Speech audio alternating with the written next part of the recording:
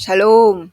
네, 주님께서 여러분의 고통 속에서 또 저의 고통 속에서 특히나 팬데믹 때 주님께서 전 세계적인 죽음에 대한 두려움, 질병에 대한 두려움 속에서 많은 잠들어 있는 크리스찬들과 이방인들을 주님이 급하게 출수를 하셨던 그 기간이 지나고 팬데믹으로부터 노멀한 정상적인 삶으로 돌아온 지 몇 년이 안 됐는데 또다시 잠들어 있는 사람들을 보면서 주님께서 전쟁을 통해서 우크라이나 전쟁과 또 지금의 푸틴의 움직임을 통해서 많은 잠들어 있는 크리스찬들을 주님이 유럽부터 또 한국에 북한에 이르기까지 잠들어 있는 크리스찬들을 지금 주님이 여러 번 울리고 있어요. 못 일어나면 알람이 울리는데도 못 일어나면 주님이 저를 어떻게 깨우시냐면 온갖 새들이 비둘기 소리로부터 시작해서 온갖 새들이 바깥에서 막 전쟁이 일어나요. 그래서 그 주님이 그렇게 해서라도 저를 5시 반에 적어도 6시에는 일어나서 기도하도록 저의 잠을 깨우시는 것처럼 주님께 전 세계적인 이와 같은 푸틴의 움직임을 보면서 제가 공부했던 내용 중에서 이 노아의 아들들을 보면은 노아의 아들의 이름들을 보면 여기 왼쪽 상단에 창세기 10장에 보면 노아의 아들의 이름이 자벳과 야벳과 또 고모와 노아의 아들 셈과 함과 자페트와 이 세 명의 아들 중에서 지금 야벳의 아들들을 볼게요. 그 아들들의 이름을 보면 고머와 마곡과 다마이와 자반과 투발, 메섹, 타이러스 이러한 아들들이 있는데 그 중에서 제가 지난 시간에 여러분과 나눴던 내용 중에서 이 자벳의 아들 중에 고머, 우리는 고머가 터키라고 에스겔서 37장 공부를 같이 하면서 공부를 했을 거예요. 고머와 마고, 터키와 에스겔서 38장, 39장 그 터키와 러시아라고 같이 공부했는데 맞아요. 맞는데 그 지역에 정착했던 그 흑해 주변에 정착했던 그 고머와 마곡이 북쪽으로 이동하거든요. 그래서 고머의 후손들을 보면은 제가 지난 시간에 나눴던 그 야살의 책에 나와 있는 대로 프랑스에 정착하고 고머의 아들 중에 잠깐만요. 페이지를 넘겨서 고모의 아들 중에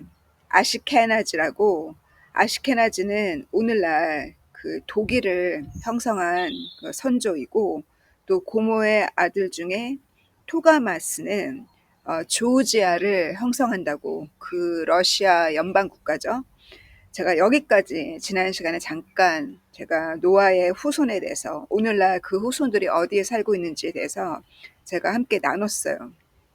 그리고 오늘은 제가 이 부분이 가장 저에게는 보석을 발견한 것처럼 너무 기뻤거든요. 이 노아의 아들 중에 마곡이 저희가 알다시피 러시아 남쪽 그 지역에 정착해서 오늘날 러시아가 마곡의 후손이잖아요. 우리가 에스겔서를 통해서 그렇게 알고 있었는데 이 마곡이 그 예전에는 어떻게 불렸냐면 왼쪽 화면에 나와 있는 것처럼 신티안 킹이라고 나오죠. 신티안 왕족을 세웠는데 그 신티안이 그리스어로 신티안인데 바로 러시아라는 표현이에요. 러시아 왕국이에요. 그래서 신티안이 그 마곡의 후손들이 그 흑해 주변 그리고 그 위에 오늘날 러시아 그 지역에 정착할 때 일제에서 야살의 책 10장에 보면은 그들이 정착한 그 지역에 강 이름이 나와 있잖아요. 두 개의 강 이름이 나와 있는데 이 강 이름 중에 쿠라라는 강이 바로 그 모스크바에 있는 강이고, 그 강이 어디로 흘러 들어가냐면 이 저희서 책에는 트라간이라고 표현했거든요. 그 강이 which emptied itself in the river 트라간이라고 표현했는데, 이 트라간이라는 강 이름이 그 아래 보면은 오늘날 러시아에 있는 볼가라는 강이라는 거예요. 그래서 제2서책을 통해서도 다시 한번 이 마국의 후손들이 오늘날 러시아라는 거를 알 수 있었거든요. 흥미로운 점은 뭐였냐면, 제가 공부하면서 이 영국의 역사를 보면 그 로마가 예수님 때부터 거의 AD 400년까지 로마의 그 강대국이 이 유럽을 거의 다 정복했잖아요.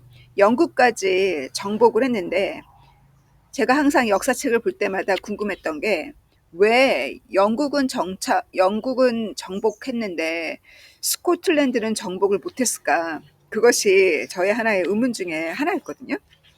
그런데 이 책의 역사를 공부해 보니, 이 아일랜드와 지금 영국의 나라가 잉글랜드가 있고, 웨일즈가 있고, 아일랜드가 있고, 스코틀랜드, 네 개의 나라가 하나의 유나이티드 킹덤이잖아요.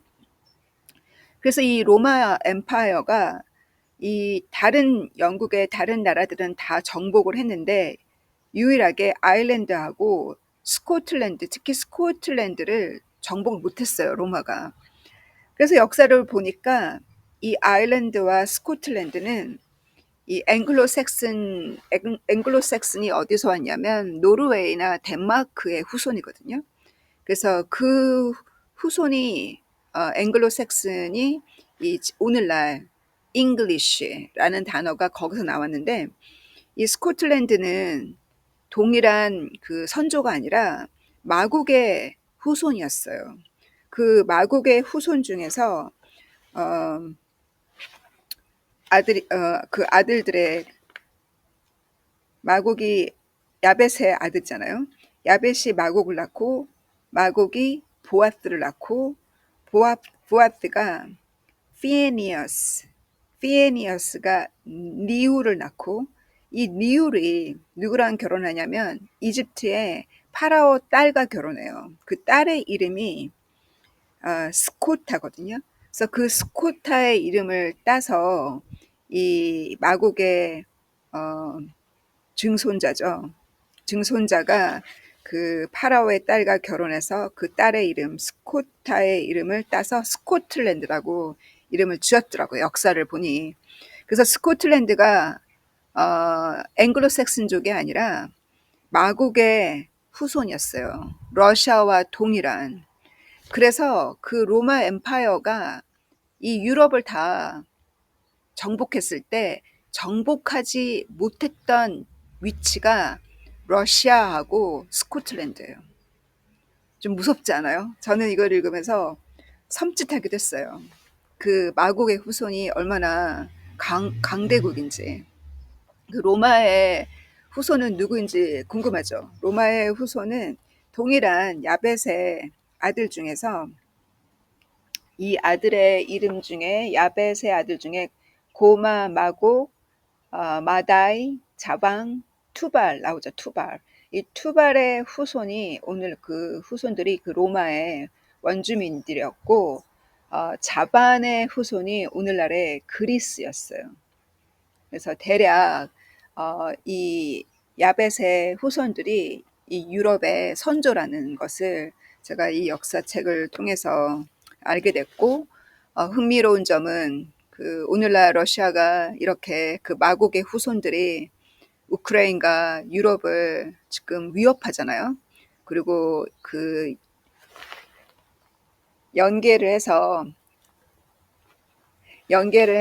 그 북한과 또 중국과 이 모든 이 나토와 싸우기 위해서 연계를 하고 있는 그 모습들을 보면 섬찟한 거예요. 왜냐면 마곡의 후손이 로마에게도 넘어가지 않았던 그 마곡의 후손이잖아요, 러시아가.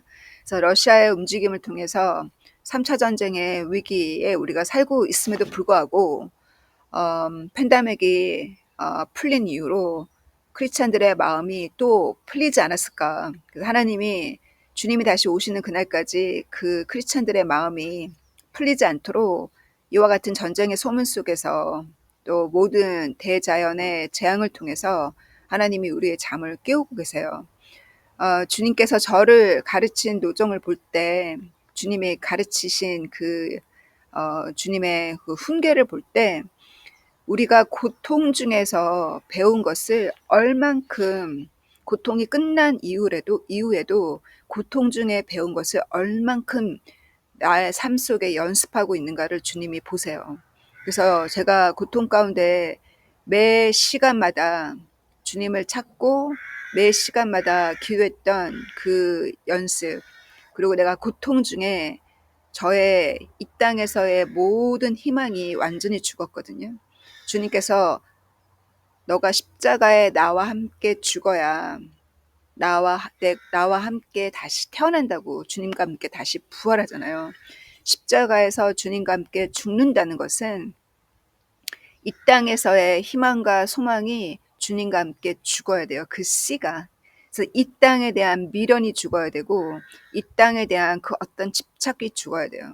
제가 이번 주에 주님이 두 가지를 꿈에 보여주셨는데, 저희 조카가 저희 조카의 모습은 아마 모든 대한민국의 크리스찬 어머니 밑에서 또 크리스찬이 아니라 할지라도 고2, 고3이라고 생각해요.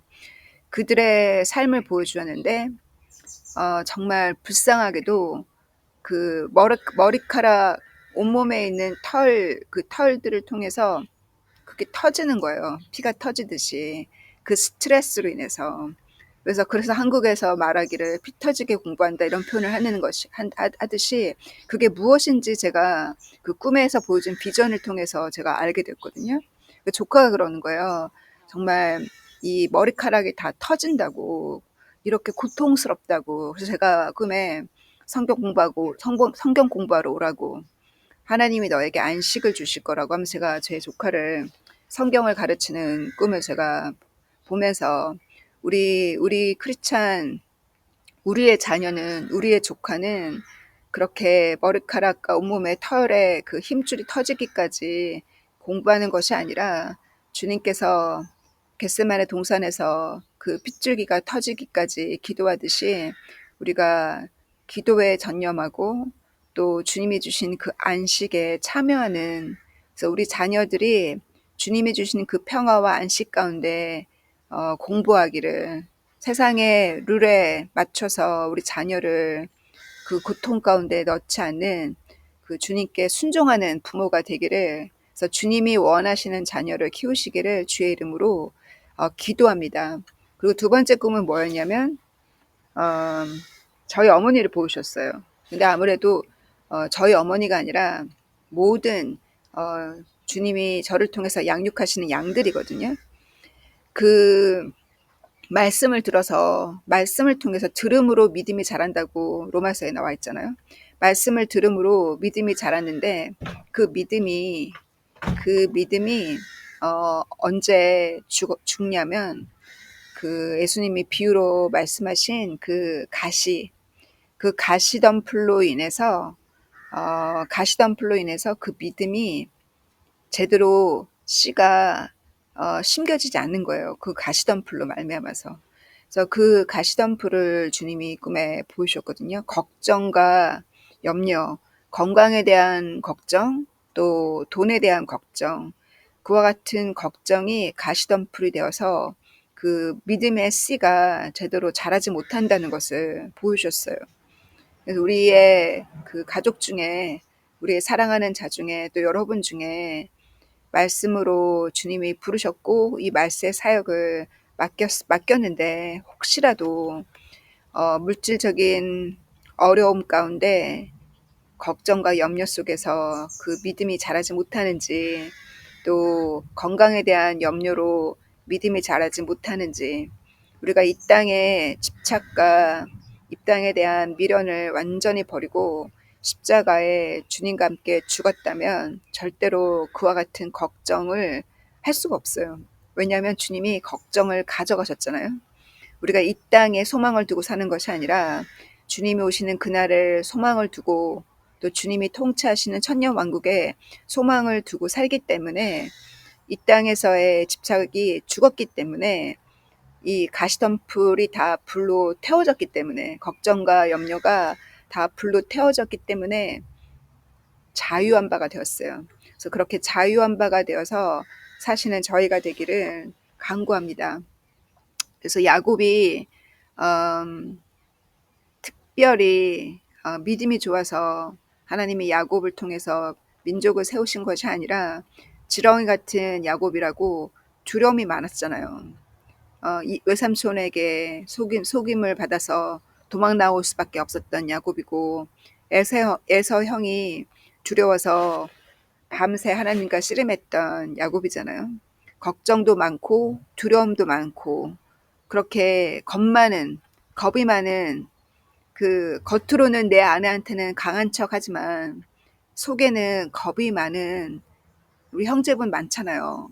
겉으로는 남자니까 강한 척하지만 내 아내 앞에 또 내 자식 앞에는 아버지로서 또 남편으로서 강인한 모습을 보이려고 얼마나 애써요. 야곱처럼 그 겁을 안으로 숨기고 그와 같은 야곱 같은 여러분을 주님께서 만들어서 쓰신다는 거예요.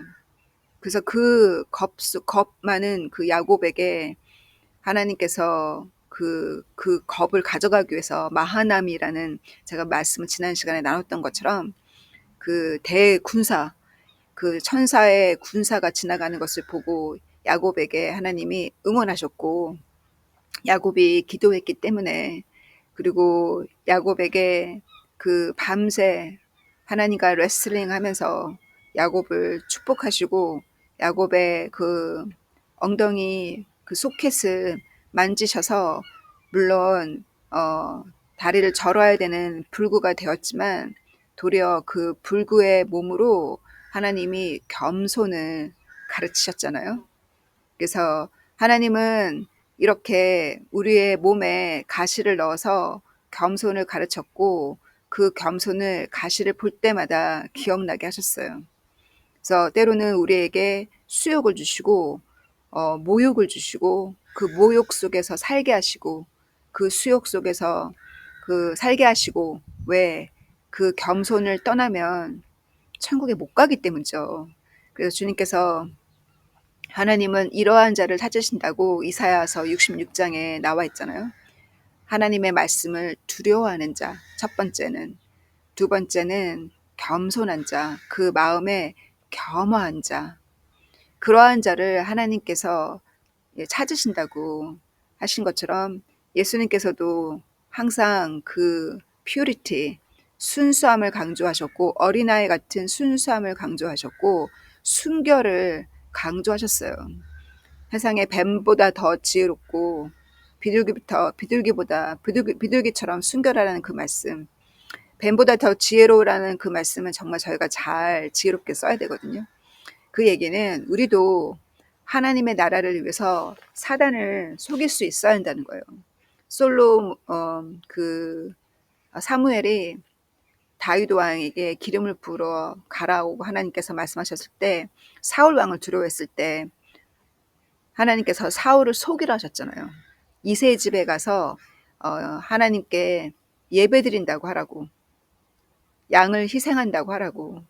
그래서 그렇게 사울을 속이고 다윗 그 이새네 집에 가서 다윗에게 기름을 부어준 것처럼 사단을 속이는 방법, 하나님의 나라를 위해서 사단을 속일 수 있을 정도로 그렇게 뱀보다 더 지혜로워야 한다는 거예요.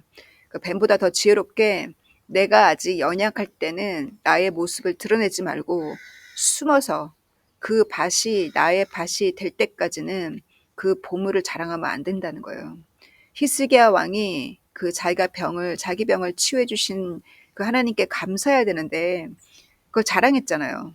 그래서 바빌론의 그 왕의 아들을 초대해서 자기 궁 안에 있는 모든 금은보화를 다 보여줬을 때 이사야가 책망했어요. 너가 자만했다고. 도리어 그로 인해서 너의 후손들이 내시가 되고 너의 후손들이 다 바벨론의 포로로 끌려갈 거라고 그 얘기를 히스기야 왕에게 이사야가 예언한 것처럼 우리가 아직은 그 밭이 내 밭이 아니라면 아직도 핍박 가운데 살고 있고 아직도 어떠한 그 사명이 주어지기 전이라면 사명은 항상 권위와 함께 주어지잖아요.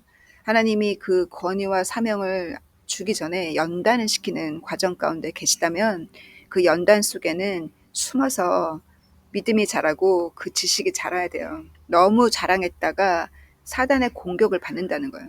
그래서 뱀처럼 지혜롭게 말씀으로 성장하시고 또 그 믿음이 자라고 아무리 그 지식이 충만하다 할지라도 그 겸손과 순수함과 사랑이 우리 안에 없다면 진과 같은 꽹가리 소리라고 사도 바울이 그렇게 말씀하신 것처럼 이와 같은 것들이 갖춰져야 되기 때문에 주님이 저희들을 고통 가운데 가르치셨어요. 그 고통 중에 제가 배운 거는 그 제가 처음에 말씀드린 것처럼 이 땅에 대한 집착과 미련을 주님이 죽이셨거든요. 그랬을 때 팬데믹 이후로 너는 네 생일을 부인하고 너의 휴가를 부인하라고 주님이 너 자신을 부인하고 십자가를 짊어지고 나를 따르라고 표현하셨잖아요. 거기서 너 자신을 부인하라는 말씀이 모세 율법에 있어요. 성경 기절은 제가 찾아서 올릴게요. Day of Atonement, 그 7개 이스라엘의 페스티벌 중에 가을 축제 중에 트럼펫이 울리고 새해가 되면 일곱 번째 날 첫 번째 날 트럼펫이 울리고 그 10일째 되는 날이 Day of Atonement잖아요.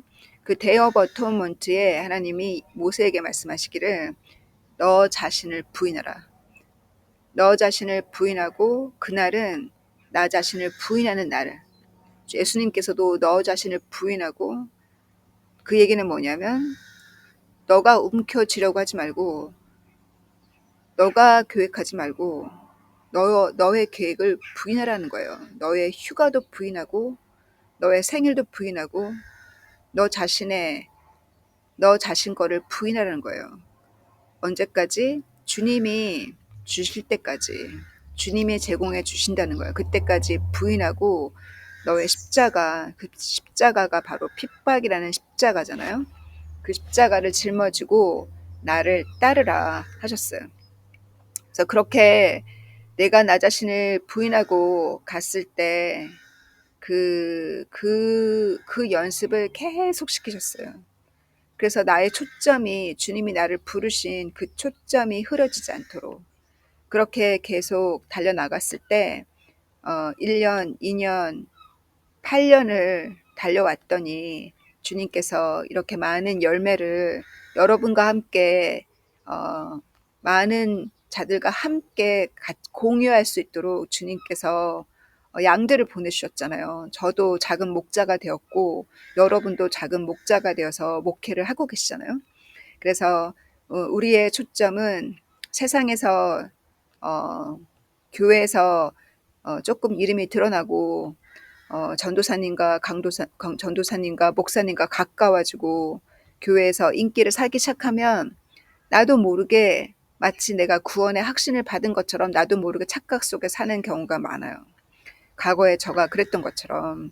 그래서 그것이 교회에서 이름이 알려지고 또 목사님과 또 교회에서 인정받는다고 해서 나의 구원의 확정이 되는 것이 아니라 나의 구원은 오직 주님과의 그 하나됨, 오직 주님의 은혜로만 가능하다는 거.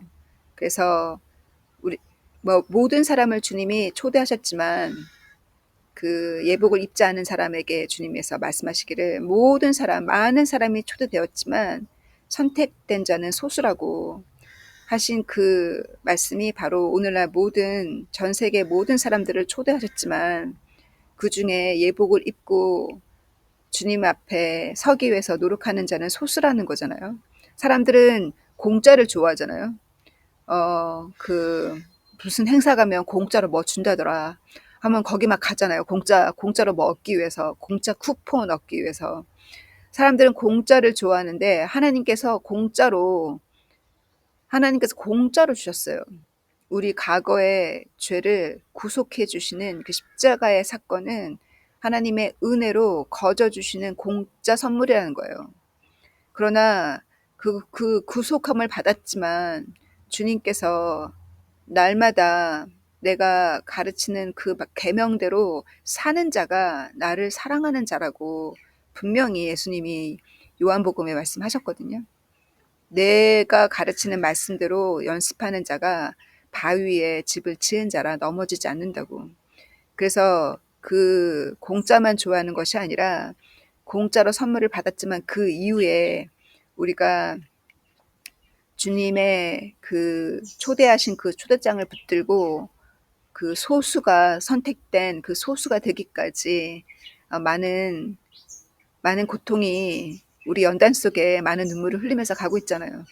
그러나 주님께서 그 선택한 자 중에 선지자급 있어요. 그 아브람과 이삭과 야곱 같은, 요셉 같은 그 선지자급, 또 모든 선지자 예레미야와 다니엘과 이 모든 선지자들, 또 1세기, 2세기 뿐만 아니라 지금까지 주님이 선택하신 선지자급들은 그를 영어로는 일렉션이라고 해요. 하나님의 일렉션. 하나님의 일렉션은 절대 예정이에요. 그래서 절대 예정된 하나님의 일렉션은 그들은 야곱처럼 죄를 지을지라도 하나님이 결국은 연단시키셔서 결국은 하나님이 그를 통해서 일을 하세요.